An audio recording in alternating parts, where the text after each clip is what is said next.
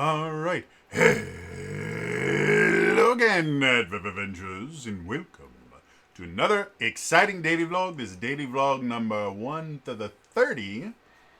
And today, we need to talk about Watcher 2.0.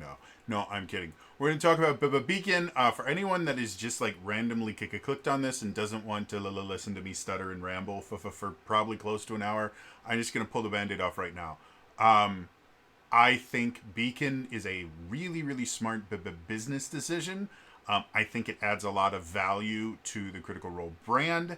And I think, other than the fact that the website got overloaded when it first launched, I think the launch of it is being done really, really well.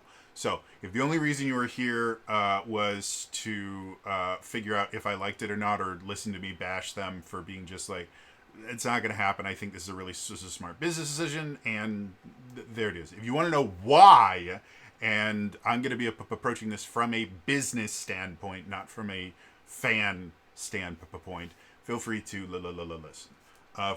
For everyone else, I feel terrible right now. But this is important enough to me, and to be blunt, I think it would do me some good to get out of my bed. So if this seems more incoherent than the normal, that is why I am battling my own body and brain. So let's talk about this. So if you have no idea what Beacon is, it was announced today and launched the same day it was announced, which that in and of itself is impressive. That Critical Role has launched their own subscription service. And the service itself is called Beacon. Not only does it have its own website, beacon.tv, it also has apps. I have the Android app on my phone. Because I have an Android phone. It is also available on iOS. And other than a brief stint when they first announced it where everything crashed because it was overloaded with visitors, it seems to be working relatively well. And on the announcement video, everybody really couldn't help but compare it to the Watcher situation. For anyone that is unaware, I made a couple different videos on the Watcher situation, but effectively, there is a YouTube channel called Watcher. They used to be under one of the big multi-channel networks. They used to work for, I can't remember which company they used to work for, but they used to work for one of the big YouTube channel companies.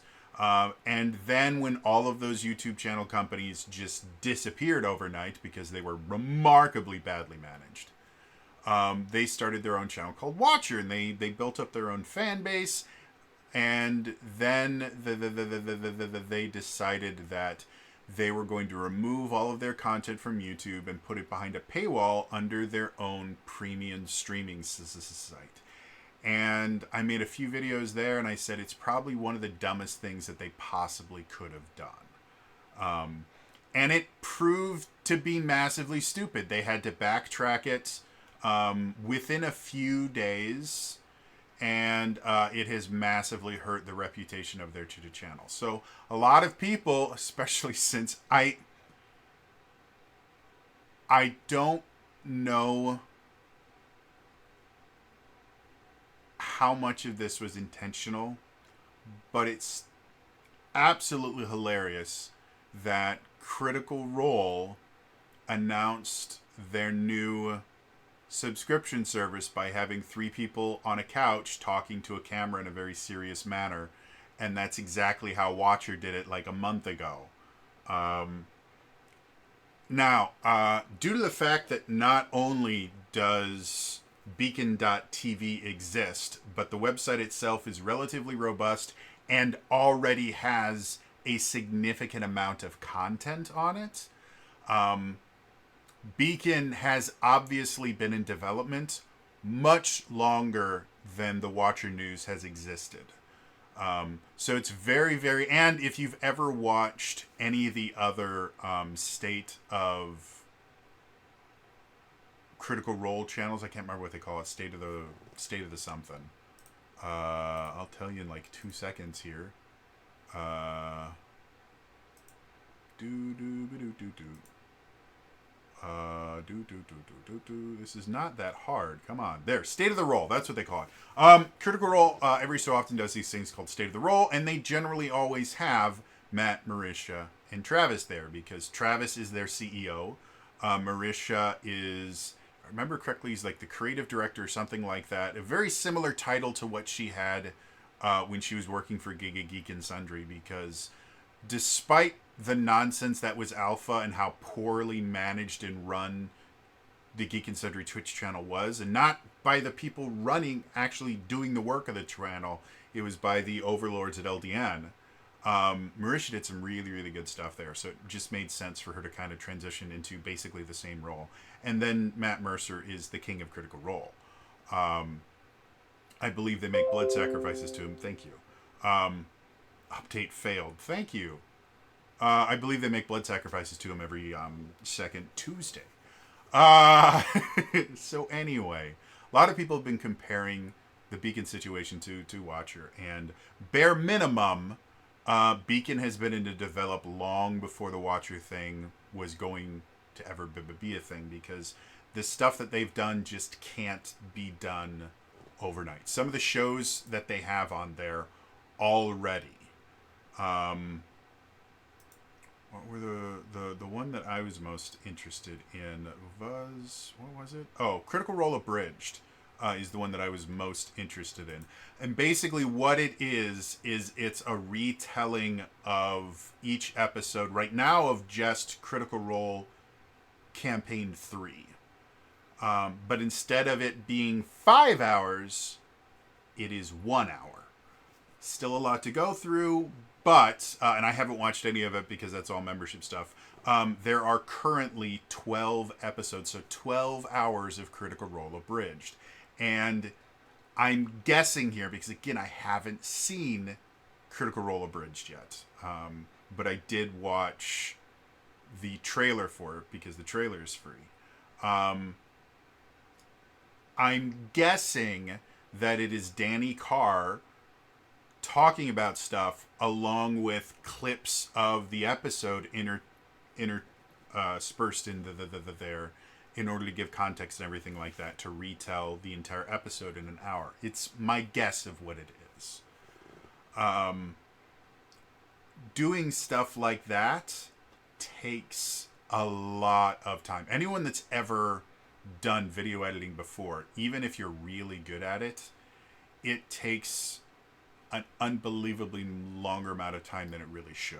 Like back when I used to script and edit my stuff, like Friday Feature Focus, which I tried to stick to. I can't even remember what I used to do. I know at one point, episodes that I made, I tried to keep under the 10 to 12 minute mark. I think Friday Feature Focus was right in the like 5 to 6 minute mark. So like a 5-minute video, and I've never been a good editor. I was passable for a little bit.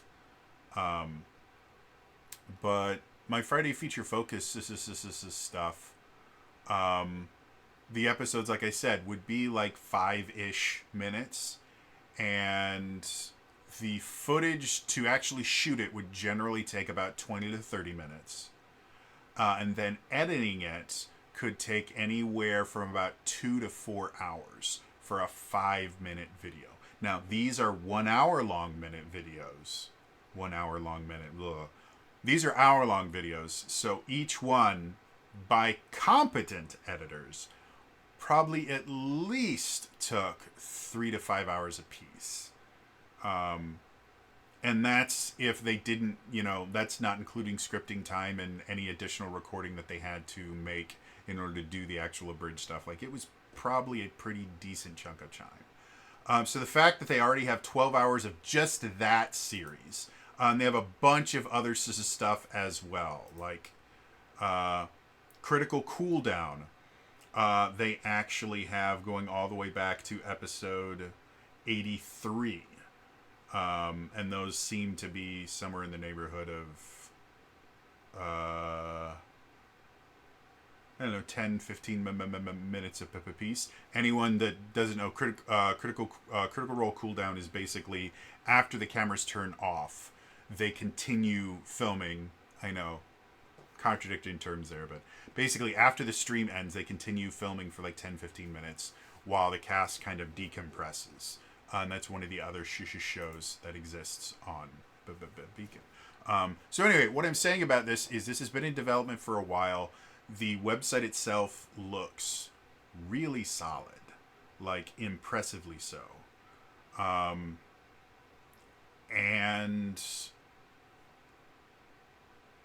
probably the biggest difference between even something like Dropout, which is College Humor's kind of premium streaming service, is the vast majority of content on Beacon is available other places. The regular Critical Role broadcasts are going to remain absolutely the same, where you watch them rebroadcast effectively live on Thursday nights on either YouTube or to the Twitch. As I'm recording this, they're broadcasting their latest episode. And the episodes go up on the YouTube channel for VOD on Mondays. So that's staying that. I believe Four-Sided Dive is staying this the same way as well. The other things, like, well, what are the other things that they're doing? I'd have to look at it again. There's a new podcast that they're doing called The Reslayers Take. That stuff is going to be, because it's a podcast, it's going to be available on like different podcast things like Spotify and Podbean. I would assume. I actually don't know. And other stuff that's going to show up on there. Like they have Exandria Unlimited on there. That already exists on YouTube. They have Crit Recap Animated, which already exists on YouTube. So most of the stuff is going to exist on free places. The big difference is going to be a lot of this stuff Beacon subscribers get early access to, which is very cool and interesting. And then there's some other things that are built into the Beacon subscription, like you can get a discount on your Critical Role shop purchases. You get access to a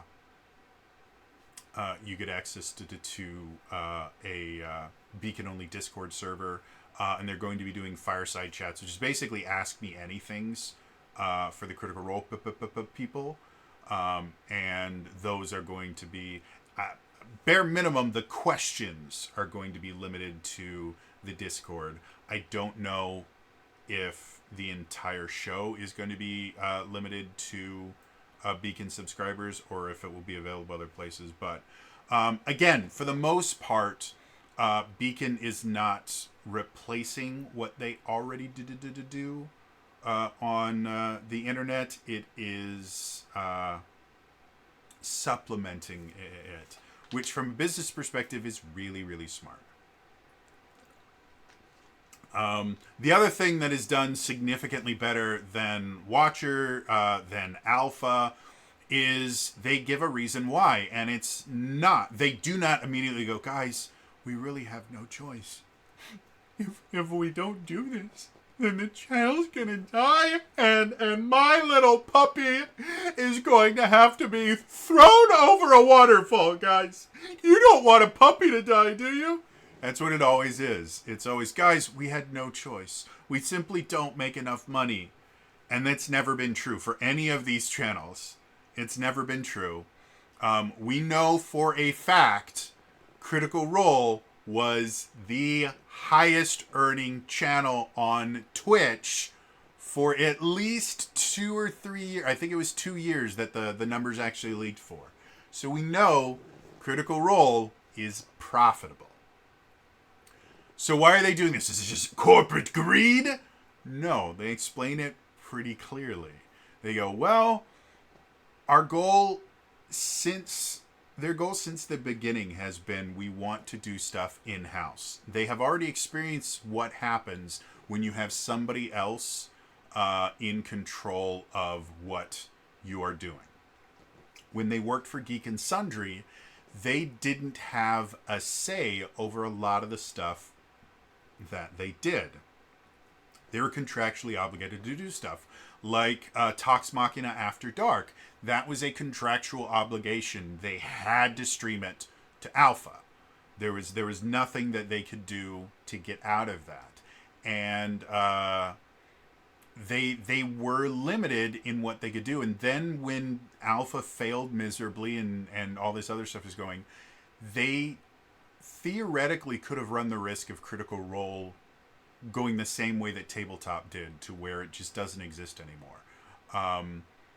The entire Critical Role cast was extremely smart in the idea that when they originally signed with Geek and Sundry, they retained copyright ownership and intellectual property rights over all of Critical Role's stuff, which is not a common thing. Like, fun fact, years and years and years and years and years ago, there was, what was her name? She had My Damn Channel. What was it? There was a YouTuber who was really, really awesome and amazing, and I thought that was the Wikipedia page. Give me the Wikipedia page. What was her? Grace Helbig. Okay, so Grace Helbig used to work for this thing called My Damn Channel. And yeah. So Grace Helbig used to work for this, I think they were a multi-channel network called My Damn Channel, and she made this series called Daily Grace. And it was really, really popular on YouTube. It turned her into a YouTube star. She left My Damn Channel, and because of how the contracts worked, she was not allowed to use the name Daily Grace or a lot of other things. Like, they had copyrighted basically everything about her. And so when she went off on her own, she basically had to reinvent herself because they had the copyright to everything. So the fact that Critical Role was smart enough in the very beginning to go, no, we are going to own all of our intellectual property rights. And either the people at LDN made them swallow some pretty bad terms in order for them to be allowed to keep their intellectual property rights, or the people in LDN just massively undervalued what Critical Role was and made a massive, massive fuck up. I don't know which. And I probably never will, because NDAs and things like that, they probably will never be allowed to talk about it.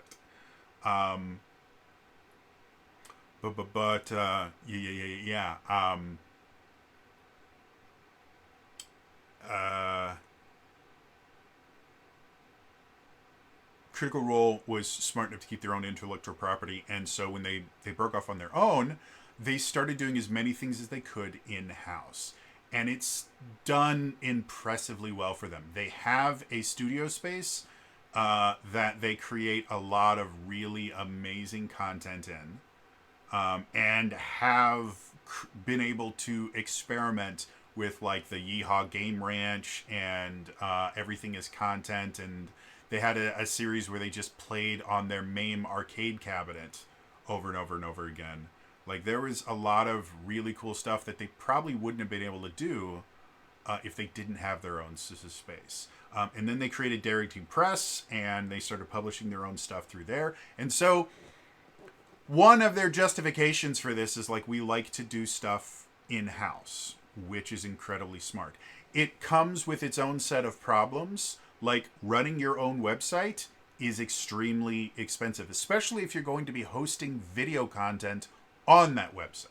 That makes it even more expensive. So the Beacon website in and of itself, I will guarantee as of right now, is not making them any money. It's just costing them money. Depending on how many people sign up in the first, let's say, 6 months, they might be able to. The business term is get in the black, because on P&L statements, profit, and any time that you are making money, the text appears in black, and anytime you are losing money, the text appears in red. So if you are in the red, then you are losing money. If you're in the black, you are making money. So they might, it's theoretically possible, they might be able to get the investment that they put into Beacon back within 6 months to a year. For businesses, if your return on investment is less than a year or a year, it's a really good return on investment time frame. And the only reason I say this is people crashed the website when it was announced. I genuinely believe that they're probably going to make a decent chunk of cash off of this. However, is it going to be enough for them to pay for the exorbitantly expensive cost of running a website? We will find out. I will assume, because the things that Critical Role has done thus far, that they probably have somebody backstage that has already budgeted this out and gone, you know what, with the increase in sales that we're probably going to get from the discount, with the I don't know if they're going to be running ads on Beacon or not. I've got the Beacon app on my phone, and I didn't notice any ads on there, so I don't know if they're going to be trying to run ads or anything on there. But if they do, that might be able to offset the cost. We don't know. As of right now, I don't believe they are. But anyway, yeah, so it's a relatively smart business decision. So that was one of the things that they mentioned, is like, we want to do things in-house. And then they also mentioned things like Critical Role episodes getting demonetized because they say naughty words, which is 100% a real thing. And they also mentioned things like ads running during or before their stuff that they're not particularly fond of. Another fun fact, even really big channels do not get to choose which ads are run before their content. So if you have a let's say the new Harry Potter series is coming out, and you personally are not particularly fond of J.K. Rowling or any of the stuff that involves in that, ads, if HBO takes out, makes an ad buy at YouTube, and they want their ads run to a particular demographic that happens to watch your videos, they're going to run those ads on your videos, and there's really nothing you can do about it. So they mentioned, yeah, well, we weren't particularly fond of the fact that there were some ads that were running that we were not fond of. We don't like the fact that our videos get demonetized due to just the fact that we're doing an actual play series. People swear in actual play series. That's how it works. They make inappropriate jokes and all kind of stuff like that YouTube goes, ew, that's naughty. So yeah, and then they even mention things like, well, why didn't you go through Patreon? They're like, well, that means somebody else gets to control our content. And I've mentioned here before, and people have mentioned in the comments, Patreon does not have a good reputation with content creators. They took a hardline stance against some pretty big conservative voices. Which, again, if you're liberal and you think all conservatives, need to just not exist anymore, congratulations. You probably were very, very happy about that. But then they went further and started limiting a lot of other things. And this is the problem with censorship in general. Because it always starts with a group that you don't like. And as soon as you give a powerful group the ability to choose who they get to discriminate against, it always comes back to bite you in the butt. A really good example right now of things that are happening in the world. There are a bunch of protests happening on college campuses involving the Gaza war. And again, I'm not going to give my personal opinion on that particular matter because it's a remarkably complex matter that doesn't deserve a spot in here. But the same groups that were praising their college institutions for kicking off conservative voices and ensuring that only one side of any ideological argument was allowed to exist on their campus are now being arrested for being on the wrong side of their college's opinion of this particular thing. So, yeah, it's never a good idea. And in addition to Patreon, kicking off conservative voices, they also started doing things like adding a forced arbitration clause so that if they screwed you over, there's really nothing you were going to be able to do about it because they would force you to go to an arbitrator instead of being able to take them to court and sue them. And in general, forced arbitration tends to favor the people that writes the contracts versus the people that sign the contracts. And there's a bunch of other things that they've done that have just really disincentivized people to use Patreon. And they take a chunk of your earnings. So Critical Role mentions, they're like, you know what? We just wanted to do it ourselves. We don't have to worry about a massive mega corporation taking a huge chunk of what you're doing or what you're giving. This is the easiest, the most direct way to support Critical Role in and of itself. So in that aspect, their announcement of what they were doing and why they were doing it is so much better than any announcement that I have seen since Alpha. They didn't lie about it. They didn't try to sugarcoat it. They didn't try to manipulate us or anything like that. They just went, hey, we are constantly trying to make our own stuff. This is a way for us to make our own stuff. And anyone that doesn't want to be involved in this doesn't have to. Nothing is going to change for anyone that doesn't sign up for Beacon. In fact, there's new stuff that Beacon is creating that is going to be available for people that don't pay for Beacon. So this is a net positive for everyone. Now, from a business perspective, how is this going to affect Critical Role? This is something that I find a little bit more fascinating for me personally because we talk about profit margins and the things like that. Like for Twitch subs, the normal split for Twitch subs, if you are just your basic everyday person, is you get 50%. So a $5 Twitch sub gets the creator $2.50. That margin can shift depending on how many subs that you have and how close you are with Twitch. Basically, bigger channels have always gotten better cuts, all the way up to about 75%.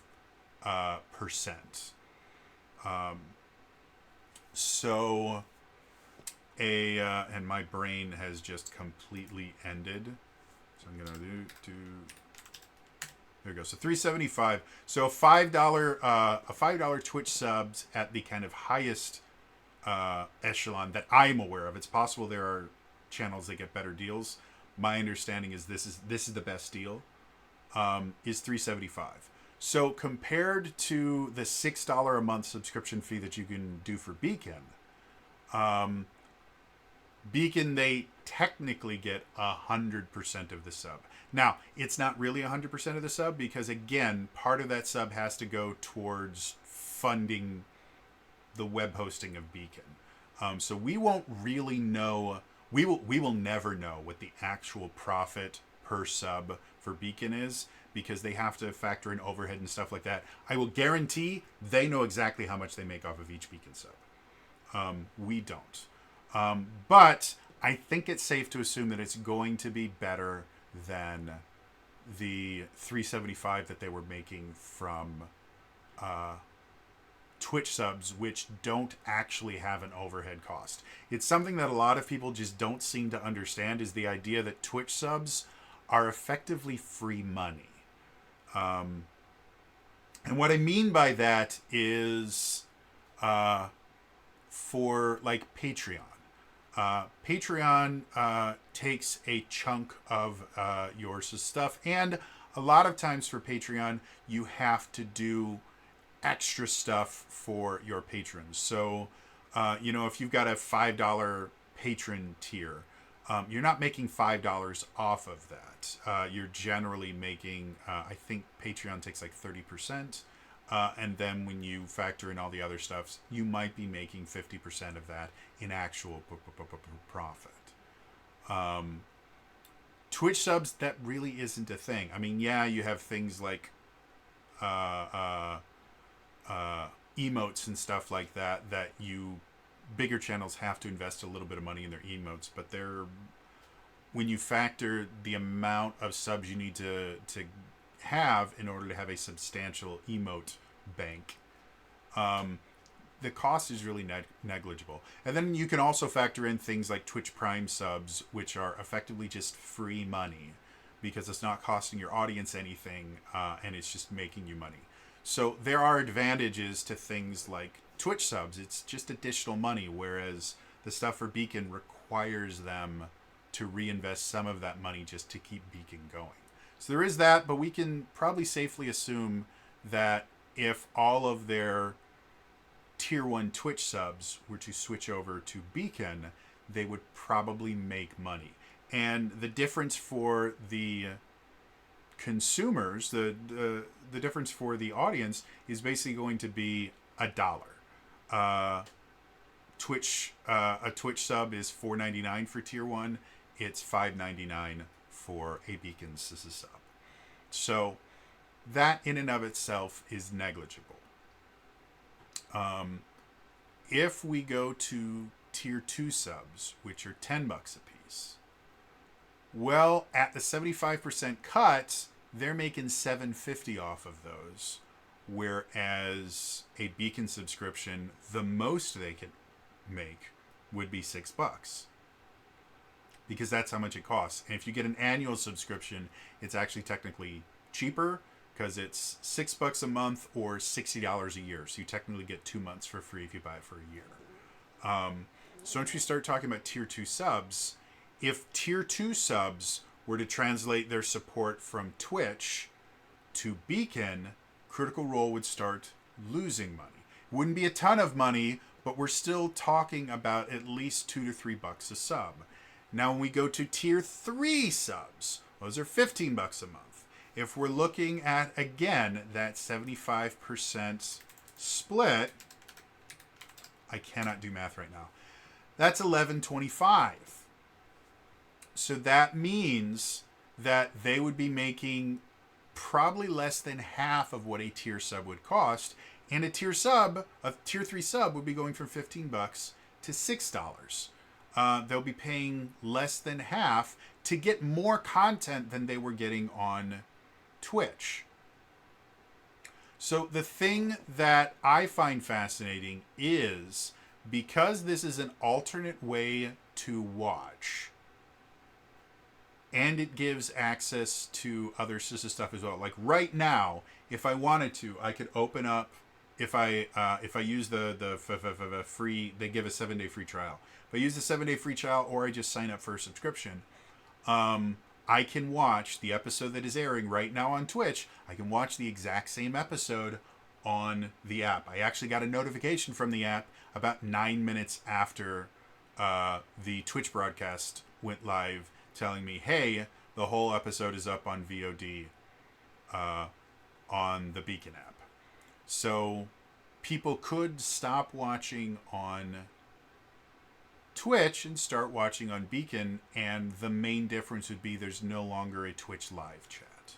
So theoretically, from a business standpoint, Beacon is somewhat competing with Twitch for viewers because people aren't going to want to watch the content twice. And aspects of Twitch are going to make them more money than what they're going to make on Beacon. So the thing that I find most interesting is how is Beacon going to turn into something that is profitable for them at this price point? Are they going to be forced to increase the price point? Or are people going to support both ways? Are people going to stop supporting on Twitch and go to Beacon? Or are people going to continue their Twitch subs and then also subscribe to Beacon? Because, again, I think both of those things are going to happen in certain ways. Sorry, I had something in my throat. Critical Role, in their State of the Role announcement, mentioned that Beacon is the most direct way to support Critical Role. So by phrasing it that way, they have specifically said, hey, Beacon is better than Twitch. If your goal is to support Critical Role, sign up on Beacon other than everywhere else. And they do have channel membership on YouTube, which is basically a worse version of a subscription for YouTube. They have they've been monetized on Twitch for forever. Literally since the channel was created, they've been monetized on Twitch. So they make money off of Twitch. They make money off of YouTube. They still get their sponsorships and stuff like that. So that's not really going to change. However, and this is another thing that I'm not sure if anyone has thought about, having a proprietary app also means that marketing, people are going to treat that audience slightly differently. The reason being, Twitch, the majority of their audience is not paying them. Yes, they have lots of subscribers and things like that, but their live viewing numbers are larger than their subscriber count. And that's how it is on every single Twitch channel ever. So, some of the people that watch on Twitch are passive customers, meaning they haven't spent anything thus far and they may never spend anything. And from a marketing perspective, those are kind of low value customers. The customers that you want to target are customers that are already spending money, because whenever you spend money, you're willing to spend more money. There's psychology behind it, but it's a thing. So it's theoretically possible that Beacon will be able to get sponsors for Beacon only content that will pay better than the sponsorships that they get on YouTube, the sponsorships that they get on Twitch, or anything like that. And in addition to that, the fact that Beacon is broadcasting the same stuff that is on Twitch and YouTube, they might be able to negotiate better sponsorship deals, or even get sponsorship deals that they wouldn't have been able to get otherwise, simply because they now have a proprietary service of that basically proves that their audience is willing to spend money. And that is an extremely valuable thing in the world of marketing. So yeah, from a business perspective, the launch itself was really, really well done. Even with the hiccup, I don't think they could have avoided the website crashing. I don't think it's possible. Every single time Critical Role has done anything, they have always underestimated how many critters there are and how ravenous they can be. And I don't think it's possible to estimate them correctly. And creating a website that can stand up to that kind of traffic is extremely expensive. So I think they hedged their bets, and it would be stupid if they didn't expect the website to crash somewhere. So even though that happened, I think the launch was successful. I'm a fan of the service. Depending on how my finances are, it is one of the few subscription services that I am definitely considering subscribing to, because I like the Critical Role cast, and a lot of the content on there I find interesting. In particular, the Abridged series, so that I can keep up with Critical Role without having to spend 5 hours a week watching it. Like, to me, that is a holy grail. It's going to take a long time for them to be able to catch up, because again, they have 12 episodes right there. Their live episode, which is going to be happening on, I think, the 16th of May, I want to say, is going to be their 98th episode. So, yeah. They've got a ways to go. Apparently, non-Beacon subscribers get one new abridged a week. Beacon subscribers get 2 new abridged a week. So if they do 2 a week of these, which is an impressive feat, to be perfectly honest, we're still looking at what? If we're at 12 and they're at almost 100, so let's say they have easy numbers, 80, 2 a week. That means 40 weeks. A year is 52, so we're looking at a little under a year for them to be able to get caught up just on Bell's Hells. So, and that's if both of those things are only Bell's Hells. So, yeah. And then when we look at the more the business side of it, like, there's a lot of really interesting stuff that this could turn into. They could create some Beacon exclusive shows. I mean, they are technically, but none of them are actual plays or anything like that, like what Dropout does. And Dropout, when it first launched, Dropout was carried by Dimension 20. Like, that was the reason that people paid the Dropout subscription. Now they have a bunch of game shows and stuff like that and other really cool content that they make, so that Dropout is a much more well-rounded service. But Dropout used to be just Dimension 20 stuff. So Beacon, theoretically, they could start making Beacon exclusive actual plays and stuff like that.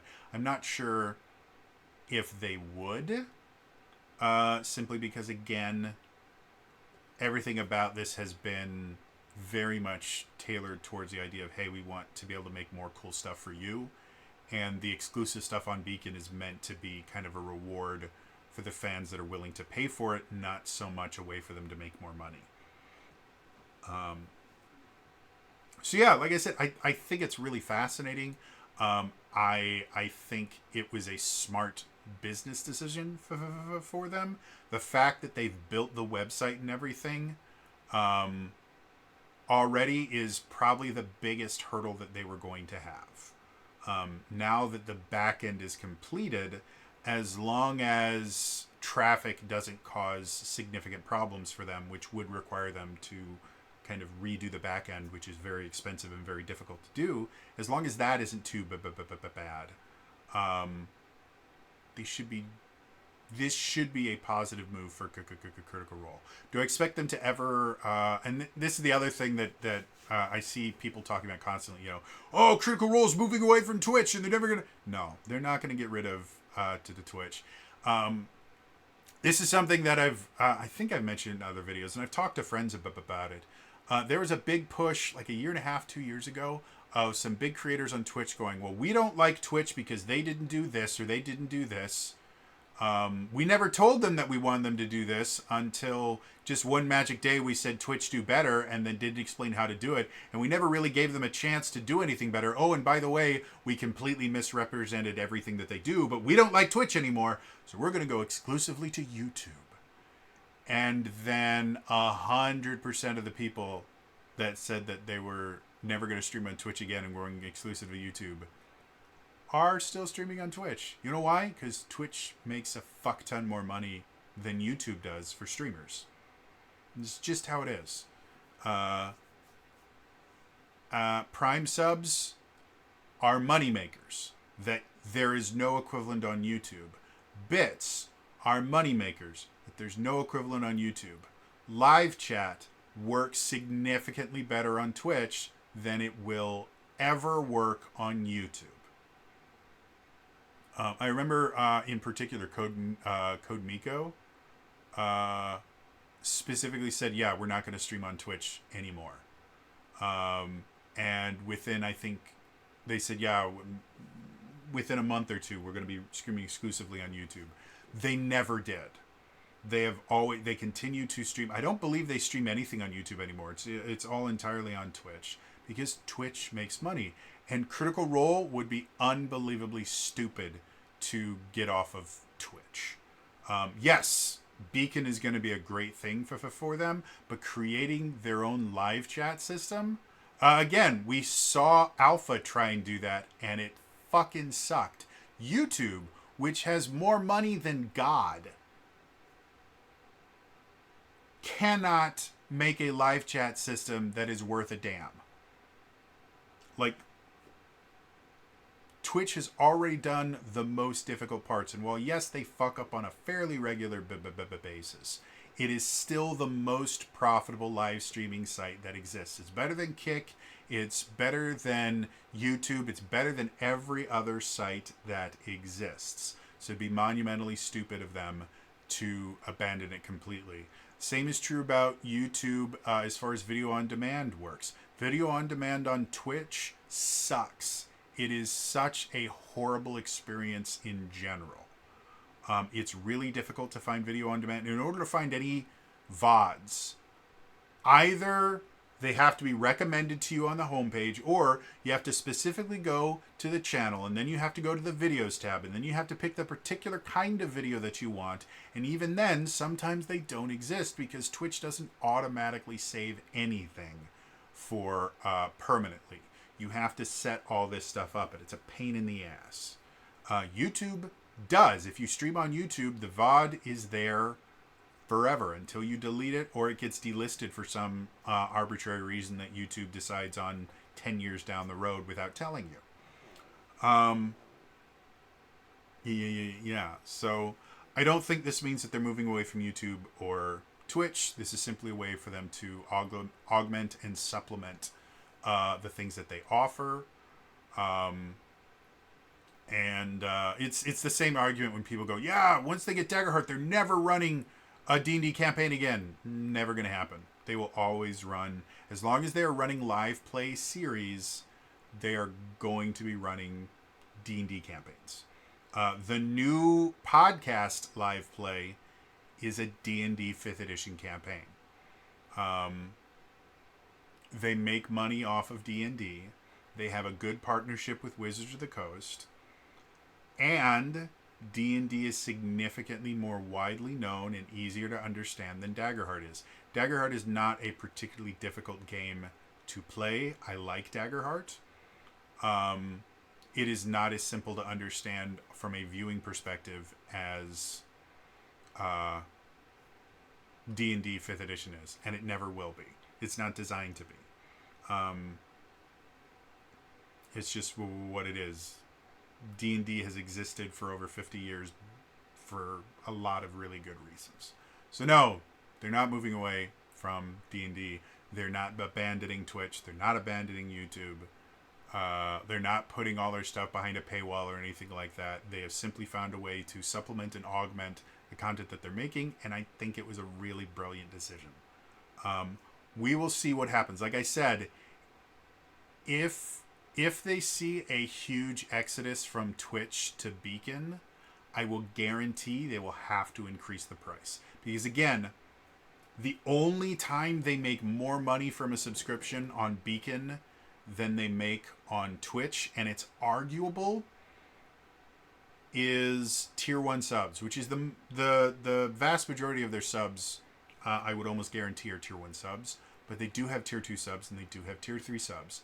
And if their tier 2 and tier 3 subs switch over, then Beacon starts losing them money very, very quickly. So I'm interested to see in a year where Beacon is. If it's done right, I think Beacon can be a phenomenal thing. If it's done poorly, Beacon could seriously cause issues for Critical Role. But everything I've seen thus far, it looks like it's being done right. So, Yeah, we'll see what happens. I'm interested to hear what you guys think, though. Here we go.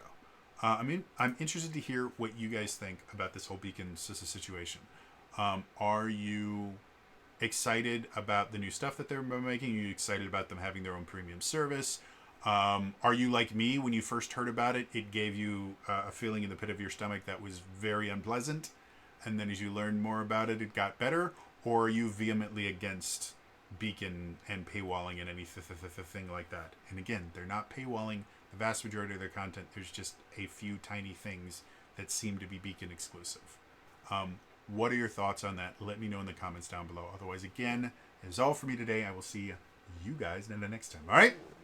Bye-bye.